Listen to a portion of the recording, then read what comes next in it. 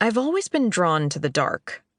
I've never seen a ghost, or a body, or known someone who's gone missing, but when bad things happen, I can't look away. And in just a few hours, I'll be standing on the shore where Atheleen Bell spent her final moments. The thought makes my stomach churn around the remnants of breakfast, the tall, weathered house casting a long shadow across my mind.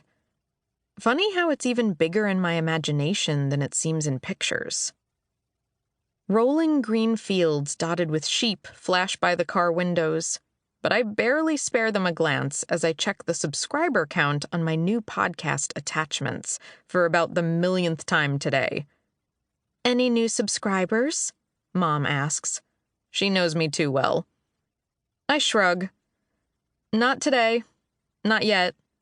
I try to sound like I don't care, but I really wish the count were higher already. This is my first big solo project, and I want to get it right.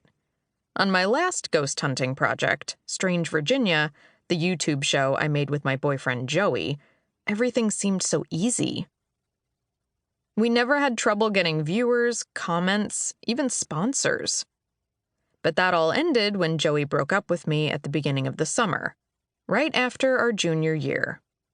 So now I'm going to prove to myself that I can do this on my own. I hope. Because without listeners, I just might prove the opposite. From the back seat, Waffles whines, startling me from my thoughts. I half turn in my seat and meet my dog's sincere, shiny copper eyes, which he takes as an invitation to lick my cheek, coating me in slobber. "Gross," I moan. "You're a mess, buddy. You got your paws all wet, too. And the seat. Do all dogs drool this much, or do you need to see somebody about that?"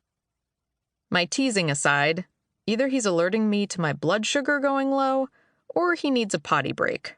And we only left DC 2 hours ago. Behind her large tortoiseshell sunglasses, Mom's eyes haven't left the road.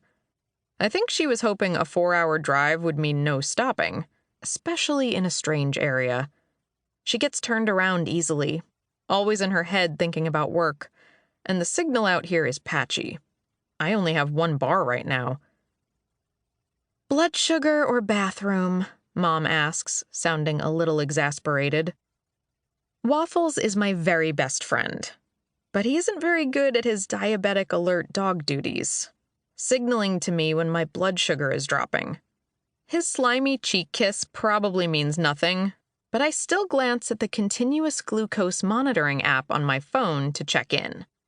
Straight from a thin wire under my skin to an app via Bluetooth, my CGM tells me that my blood sugar is 180 milligrams per deciliter and climbing. Not cool. Prolonged high blood sugar can eventually lead to organ damage and other complications. But not what Waffles is alerting me about. It's not surprising, though. I ate a bagel for breakfast, after all. Plus, okay, I'm a little nervous. Usually around this time, I'd be packing a bag for a week at the beach with my friends, Amanda, Deetra, and Lindsay. It's been tradition since we were little to go to Ocean City in July. Instead, this year I'll be in a new place, faced with unknown internet quality, potentially crappy food, new people who might not get my fascination with all things dark and unexplained. Not to mention new people whose only reference to diabetes is an elderly mustached man on a drug commercial. I'm not bitter, I swear, but sometimes it gets exhausting, having to teach everybody the basics of my disease.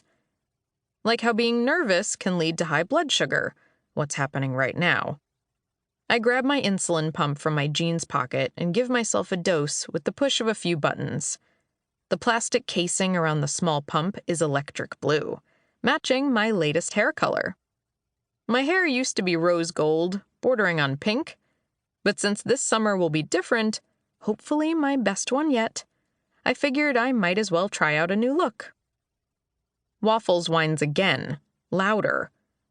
He's not a barky, growly sort of dog. He's usually a quiet dude. So that whine means he urgently needs a pit stop. "Bathroom break," I tell Mom, and she sighs. Outside, we pass more white barn churches, precarious wood fences, and a brick chimney whose house crumbled to dust long ago.